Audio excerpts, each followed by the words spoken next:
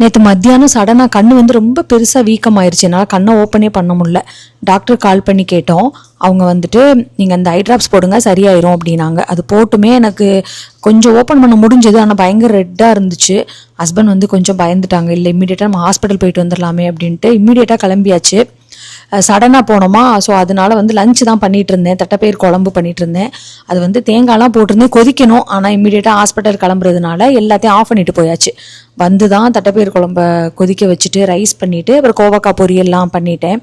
Husband வந்து யூஸ்வலாக tea தான் குடிப்பார். அவர் காஃபி பெருசாலாம் பிடிக்காது. ஆனால் இன்றைக்கி வந்து காஃபி சாப்பிடணும் போல இருக்குது அப்படின்னாரு. அவர் காஃபி போட்டு கொடுத்துட்டு இந்த பட்டர் கீப்பர் வந்து வாங்கியிருந்தேன். அதை வாஷ் பண்ணி பட்டரையும் எடுத்து வச்சாச்சு. இப்போலாம் ஜூஸர் வந்து இந்த பிளெண்டரில் தான் போடுறேன். நம்ம ஜூஸரில் போட்டோம் அப்படின்னா தண்ணி ஊற்ற மாட்டோம். ஆனால் இதில் நிறைய தண்ணி ஊற்றி தான் போடுற மாதிரி இருக்குது. நிறைய பேர் நிறைய டிப்ஸ் எல்லாம் சொல்லியிருந்தீங்க அந்த ஜூஸர் ஓப்பன் பண்ணுறதுக்கு.